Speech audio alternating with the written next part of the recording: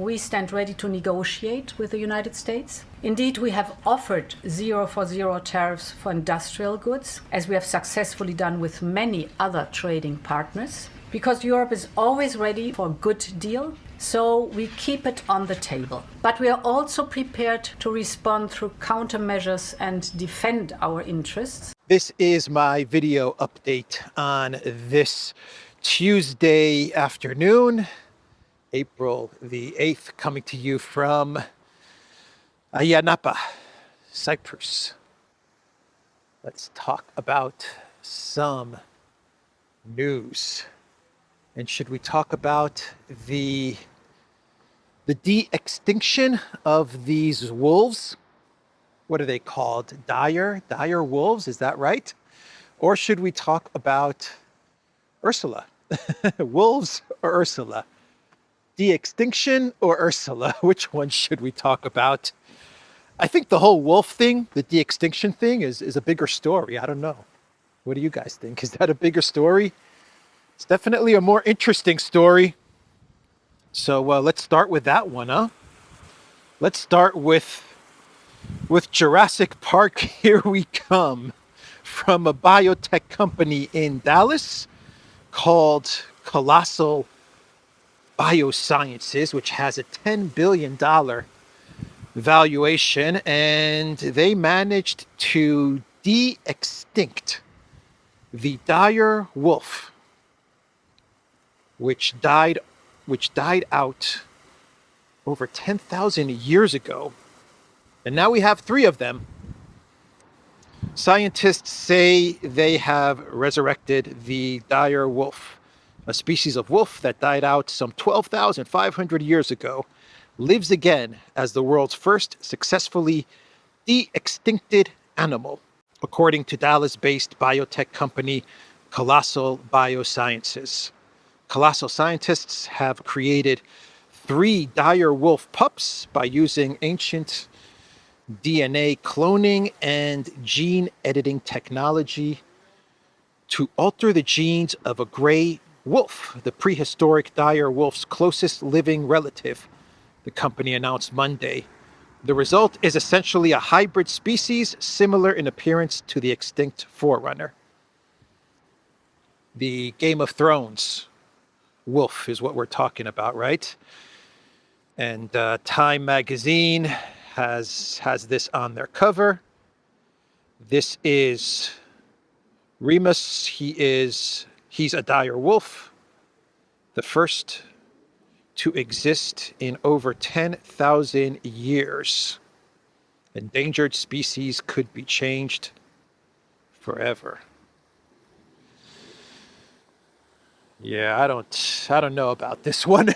I don't think this is a good idea. Have we not seen Jurassic Park? Have we not seen Jurassic Park? Jeff Goldblum saying nature always finds a way, or what did Goldblum say in that famous line from Jurassic Park? I'm telling you, in 50 years, in 100 years, we will be living amongst dinosaurs. Maybe. Who knows? An incredible story. Very scary story. I don't know. I don't like it. What do you guys think? What do you think of this whole de-extinction thing? Interesting story. So let's move on and talk about Ursula and the tariff wars, the US-EU tariff war. Every time I watch Ursula give a speech, I'm waiting for her to bust out and say, "Are you threatening me?" You know what cartoon I'm talking about? I'm always waiting for her to just say, "Are you threatening me?" Oh, man. So Ursula is offering Trump a deal. She is saying, "Let's make a deal, Trump," because Ursula is the deal maker. The Art of the Deal by Ursula von der Leyen. And she is offering Trump a zero zero tariff deal on cars and industrial goods. And she's doing this in order to diffuse tensions between the US and the European Union. Zero tariffs on industrial goods. EU offers Trump removal of all industrial tariffs. Europe is always ready for a good deal, says Commission President Ursula von der Leyen. EU to wield every tool against US tariffs, trade chief. Washington's levies affect around 70% of the bloc's total exports, according to Commissioner Mariusz Šefčovič. We are prepared to use every tool in our trade defense arsenal to protect the EU single market, EU producers, and EU consumers, Šefčovič stated. He also noted that European Commission President Ursula von der Leyen had offered a zero-for-zero tariff deal on cars and industrial goods to diffuse tensions. They're always thinking like technocrats, like bureaucrats, the EU, huh? Let's offer a zero-for-zero tariff deal to Trump in order to diffuse tensions. Not to find a solution, but to diffuse tensions, which is not what Trump is looking for. At least that's how I'm reading things. Trump is not looking to diffuse tensions. Quite the opposite. Quite the opposite. He's looking to create tensions, and he's looking for a deal that would be beneficial to the United States. Actually, he's said as much. He's pretty much said that he's looking to negotiate deals that are in the U.S.'s favor, or at a minimum, are equal. But he said at a minimum. So he's really looking for deals that are in the U.S.'s interest, lopsided deals. That's what he's looking for. He's not looking to diffuse the tensions with the European Union. But you know, the EU was completely unprepared for this. They have not planned for this. They did not prepare for the tariffs, even though Trump has been talking about tariffs for years, actually. But on the Duran, we've been covering Trump's tariff plans for about 9 months. We've been doing videos on Trump's love affair with tariffs for 9 months. China's been preparing. Russia had sanctions, so they had to prepare against sanctions, and they did it quite successfully. But China has been preparing. Other countries, I imagine, have been preparing. The EU, not prepared. You know why the EU was not prepared? Because the EU at first thought that Harris was going to win. Remember Macron about 9 months ago? Macron said that he has some info that Harris is going to win. He said something like that, Macron. So the EU actually believed that Harris was going to win. Someone told them, don't worry, Harris is going to win. And they completely backed Harris, with the exception of Orban. But yeah, they thought Harris was going to win, so they didn't think about preparing for a Trump administration. And of course, you have what I have been saying now for the past couple of weeks. I actually said it in a video about 3-4 days ago, where I said that all the EU does is have meetings about Project Ukraine. So how are they going to prepare for dealing with Trump or tariffs or a tariff war or anything like that? All they do is have meetings about Project Ukraine. That's it. That's all they do. Every week they have 3 or 4 meetings, events, summits on Project Ukraine. That's all they talk about. That's all they focus about. They don't even think about the European Union and EU citizens. all they think about is Project Ukraine. So of course, they're not prepared for what Trump launched against them the other day. And you know, you're going to have spheres of influence. You're going to have Fortress America. You're going to have BRICS getting stronger. That's going to be one sphere. China, Russia, BRICS, India, South Africa, Brazil, all the BRICS, right? The BRICS is going to get stronger. That's going to be a sphere of influence. The US is going to build its sphere of influence. We'll see how that goes. Maybe it's successful, maybe it's not, but that's what they're trying to do. The global south will be, I think the global south will be between BRICS. I would guess they're going to lean more towards BRICS, but they're also going to play ball with the US. And you're going to have the European Union, which is kind of in limbo, in a no man's land. Too weak to be a powerful sphere of influence, and cut off from Russia, from China, and now cutting itself off from the United States. But eventually, the European Union, as I said yesterday, they're going to have to submit to the United States, and they're going to have to fall under the US's sphere of influence eventually.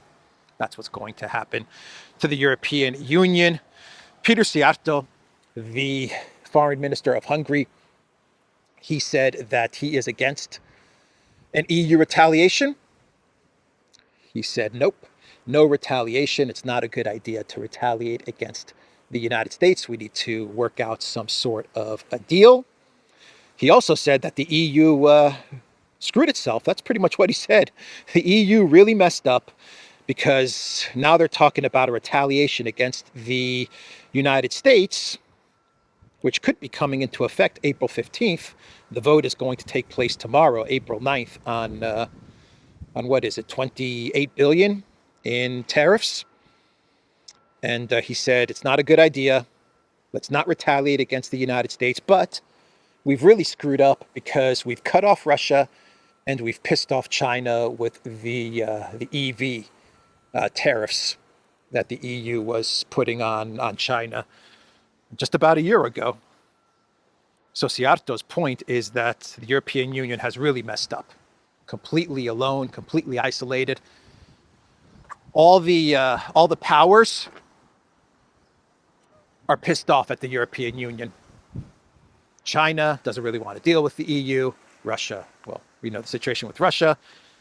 And the US, well, the US is not going to play ball with Ursula's 0-for-0 tariff deal. At least that would be my guess.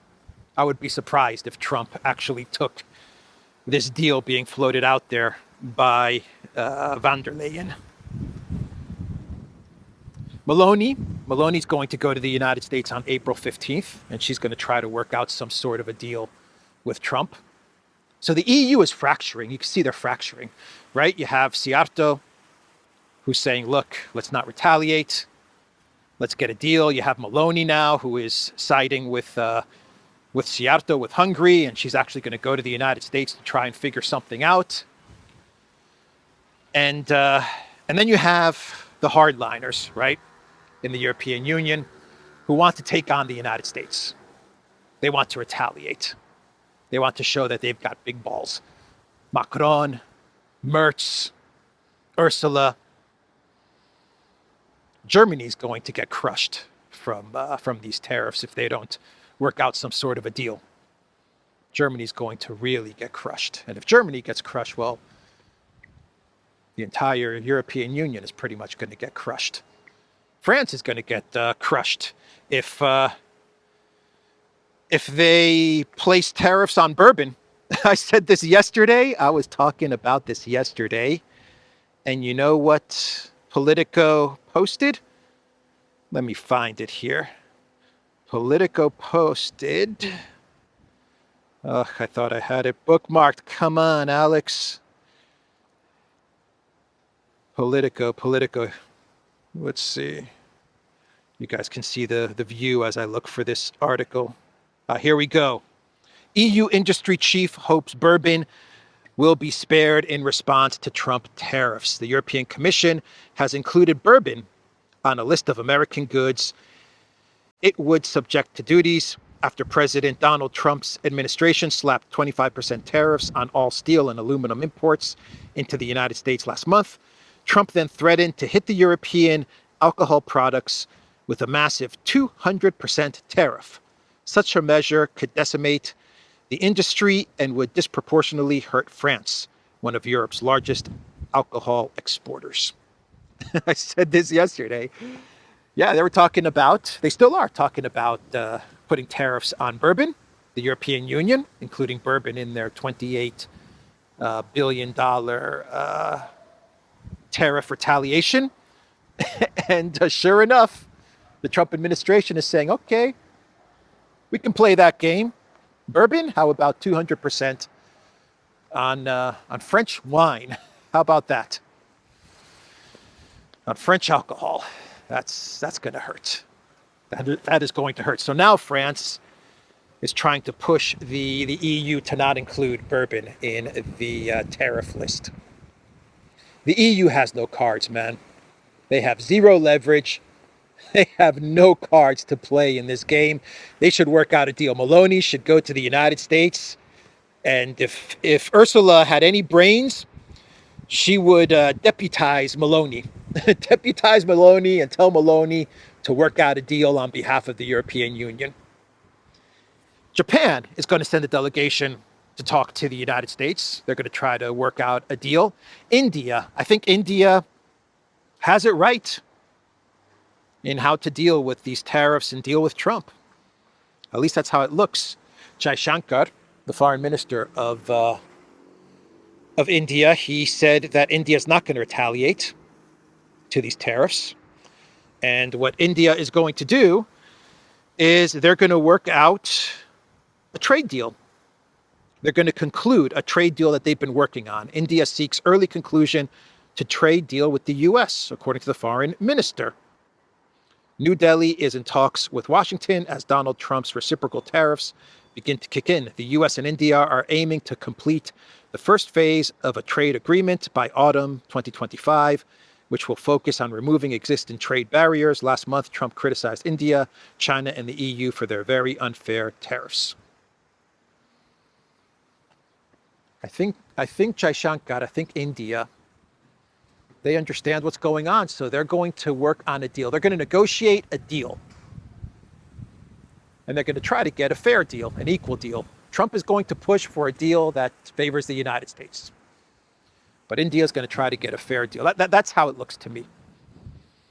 It looks like India is figuring this thing out, and they're not going to retaliate. China's going to retaliate because China's big.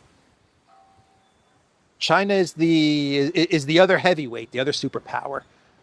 The one heavyweight, the one superpower is the United States. China is the other superpower. So China, they retaliated. Now Trump is threatening additional tariffs on China. I think he said 50% additional tariffs on China. And so here we are in this trade war now between the United States and China.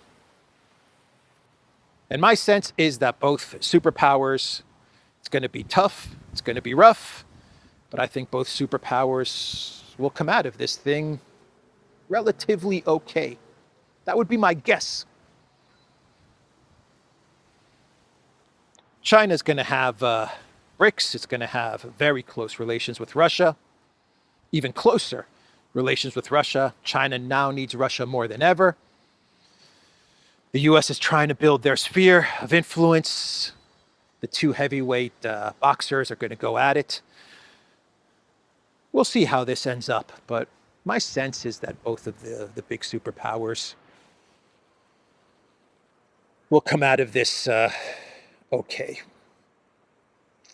Whatever okay means. I don't know what okay means. It's a different world, man. It's going to be a different world, you know?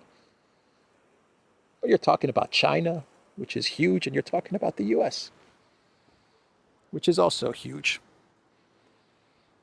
Both countries have their problems. Both countries have their challenges. So that's an update on the tariffs. I'm trying to think, do I have anything else to say? I talked about Siarto, I talked about Meloni, I talked about India. I mentioned China. China was prepared, man. China was preparing for this for a long time. They're going to be just fine, I think. It's not going to be easy, but I think they're going to be just fine. The European Union is trying to create a credit card, right? They're trying to find something to take on Visa and MasterCard, according to Christine Lagarde. The European Union needs to create its own alternative to Visa, MasterCard, and other foreign payment systems. That is what Lagarde said. All the infrastructure that provides payments is not European. Yeah, she wants a digital currency, right? Central bank. Digital currency, that's what Lagarde really wants. But until then, she's looking for a mirror card. Russia did it. Can the EU do it? I don't think so. I don't think so. The European Union, they're talking about reindustrialization. Their reindustrialization is going to focus on building military factories. That's going to be their reindustrialization. And funds, defense funds, military factories and defense funds to fuel the military factories, right? This is the party zone of Ayia Napa. At nighttime, things get out of hand in this area.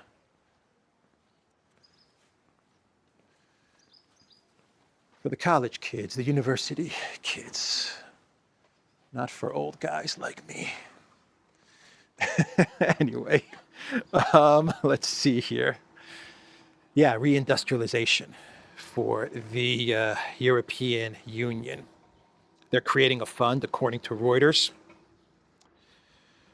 where, check this out. Let me see if I got this right. They're going to create a fund which will purchase very sophisticated weapons and then lease the weapons to EU member states and also to countries that are not part of the EU, like the UK, Ukraine. They're going to lease the weapons out. They're going to create this fund, which is going to purchase weapons. And then this fund, this entity, it's like an intergovernment organization, whatever it's going to be. They've put a snazzy name to it, the European Union. And this thing is going to lease weapons to EU member states and to other countries. Man, the stuff that the European Union comes up with, huh? They really come up with some interesting schemes, the European Union.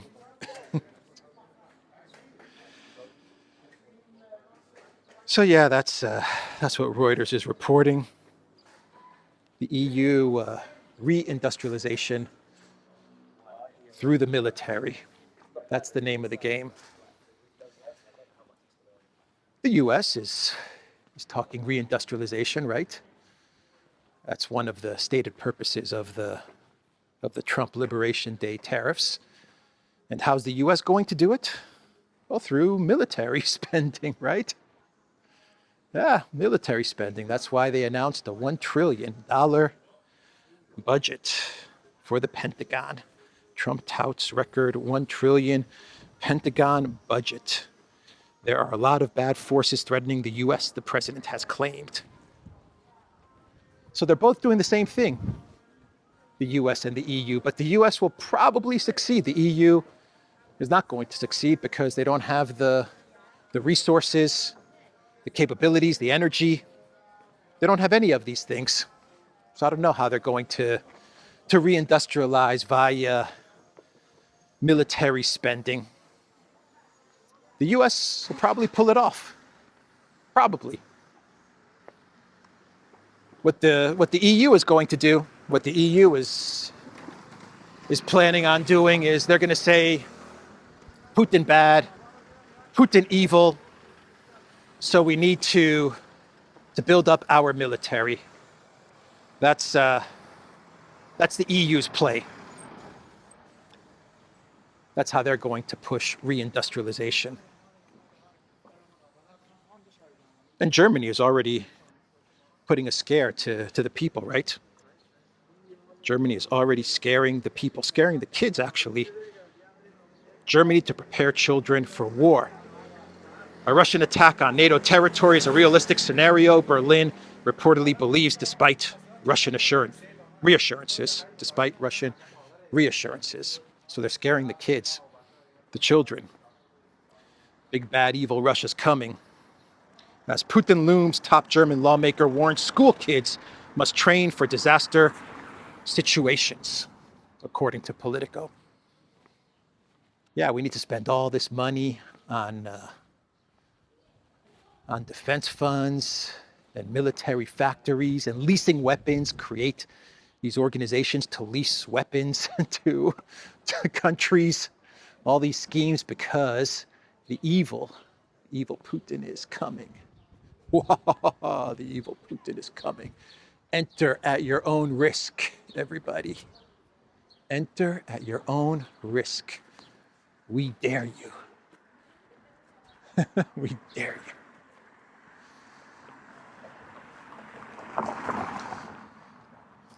The US is going to use China, right? They're going to use China. That's how they're going to reindustrialize. It's going to be weapons, factories, military production. That's going to be how you start. And your hope is that after 20 or 30 years from the military reindustrialization, the military production, development, research, you'll be able to spit out a microwave on the consumer end of things, right? That's how these things work. You know what I mean. You guys know what I mean. So yeah, the US is going to use China. The EU is going to use Russia. My guess would be that the EU is going to fail. My guess would be that I think the US will probably succeed. But we're talking about money in the MIC. The MIC always wins. Always. In both scenarios, the MIC is going to win.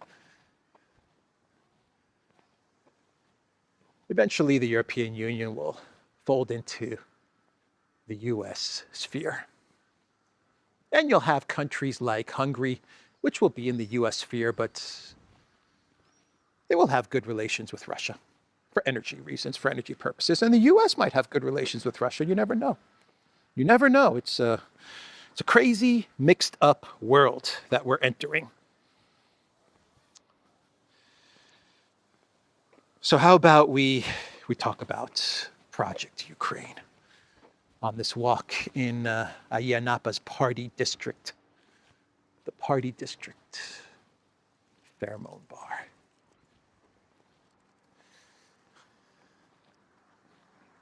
Can you imagine living here, like having a flat in this area? It must drive you crazy. Summertime at night, you probably go crazy, man. Oh boy. So Zaluzhny, the Ukraine ambassador to the UK, General Zaluzhny, one-time General Zaluzhny, he has said that the New York Times article about how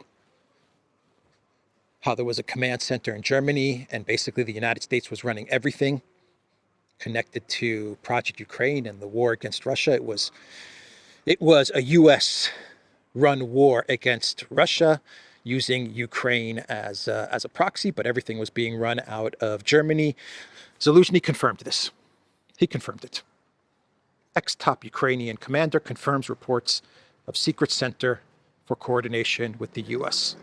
Well, not so secret center. The not so secret center. Definitely not secret anymore. So that's been confirmed. Senor Frogs.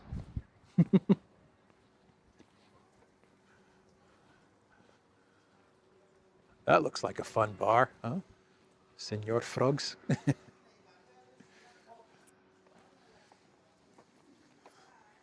And then you have Town Hall. Town Hall right across the street from Senor Frogs.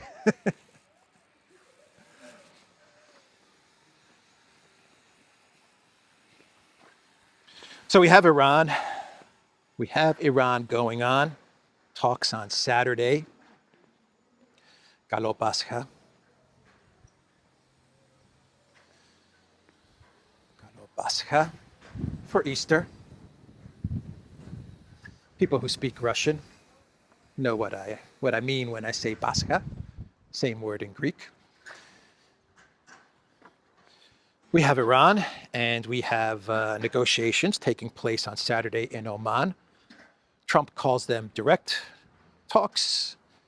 Iran is saying indirect talks. Well, they're kind of in the middle. There's going to be a mediator there. Maybe Russia. I don't know. China, Russia, and Iran had talks the other day. Preparing. I imagine they're preparing for these negotiations with the United States. But who's the mediator? Who is the mediator in all of this? I'm thinking Russia, but I could be wrong. That would be my guess. Anyway, big talks on Saturday. Trump hosted Netanyahu at the White House, and of course, they talked about Iran.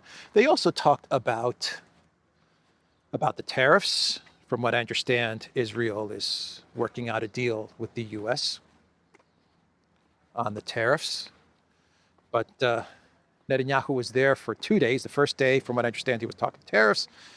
The next day, they talked Iran. They were going to have a press conference, but it was canceled, which is kind of interesting that they canceled the press conference. So they talked to the media in the Oval Office. And Trump said that there are going to be direct talks with Iran on Saturday. Very important talks. And he said if things go well, and we avoid a war. But if things don't go well, Trump is hinting at a war. He said if things don't go well, we're looking at great danger for Iran. Not good. Definitely not good. That's what Trump said. Great danger.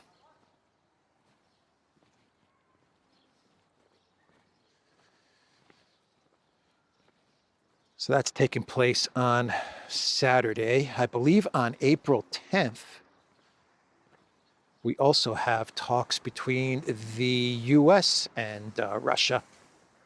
That's going to take place in Istanbul. That's interesting as well. Istanbul talks between the United States and Russia. By the way, you know who's going to be representing the U.S. in the Iran talks? Witkoff. Witkoff is going to be representing the U.S. No Rubio. Trump doesn't have faith in Rubio. That's my sense of it. Witkoff is his go-to guy. So Witkoff will be representing the United States.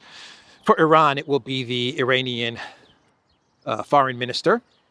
And we also had an ex-post from Iran, from Araghchi, who said Iran and the United States will meet in Oman on Saturday for indirect high-level talks.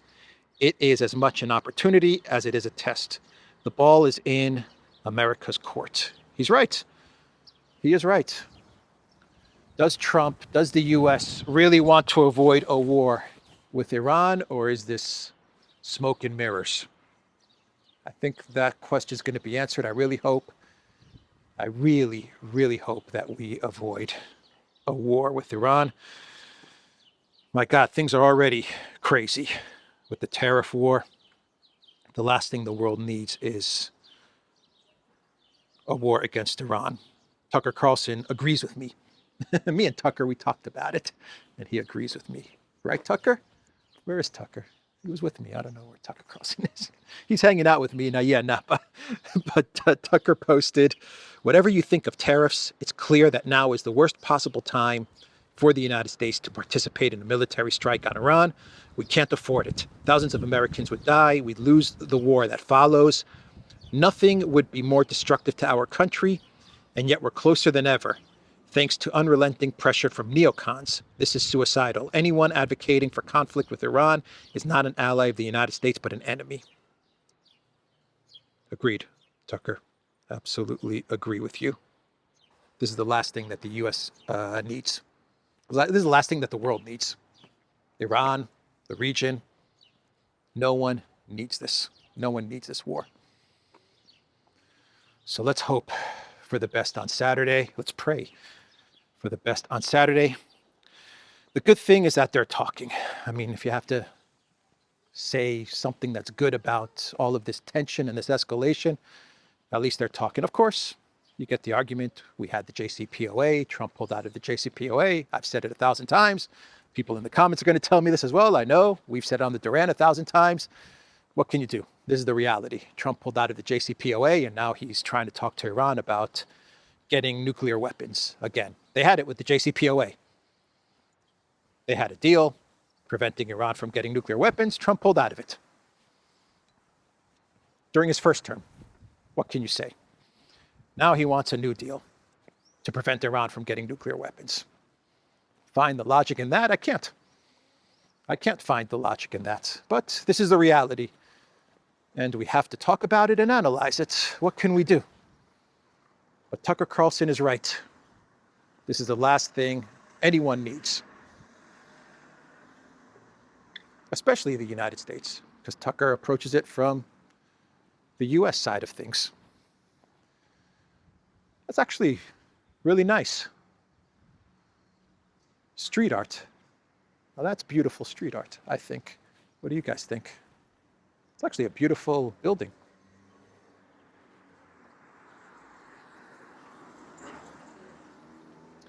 All right, so that's the update on Iran.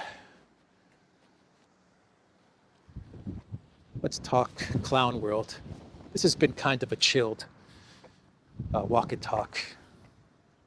I think it's been kind of a chill walk and talk. Looks like this is being developed. Not quite finished yet, huh?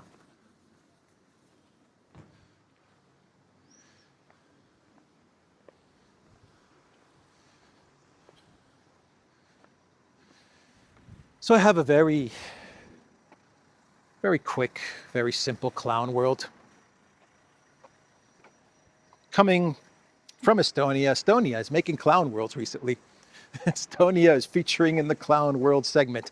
Now this is coming from, well, it's coming from RIA Novosti, but also from ERR television and radio. I imagine that's Estonian television and radio. I'm not quite sure.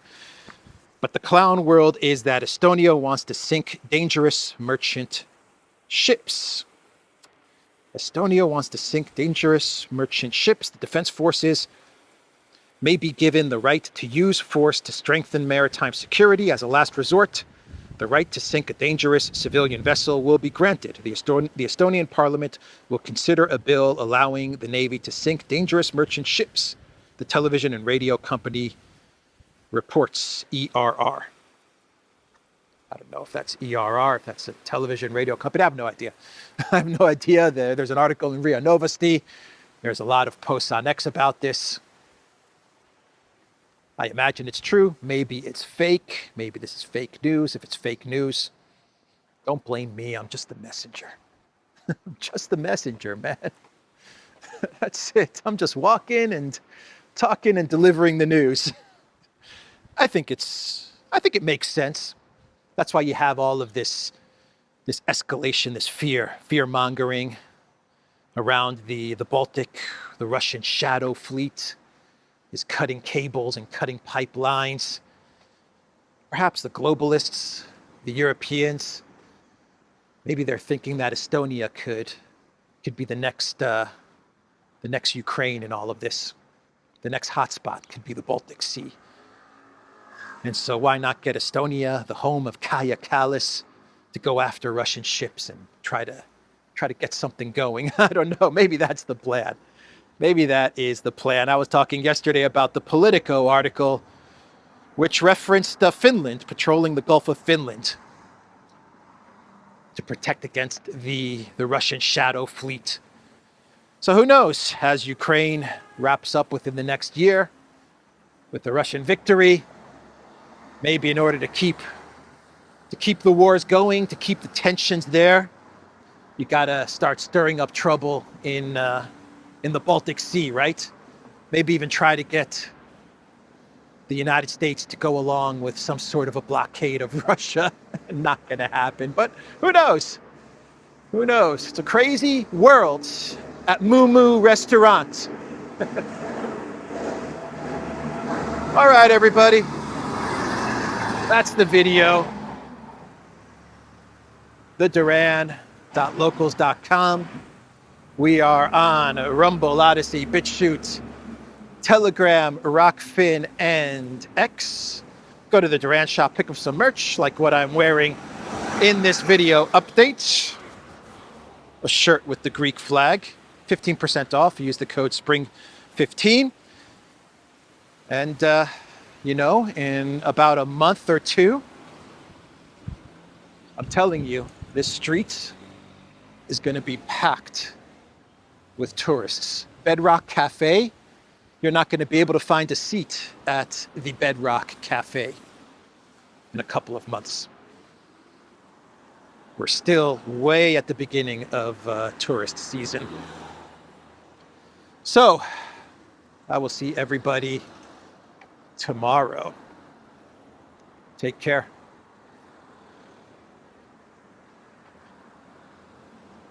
The Gyros King. We are in the presence of royalty.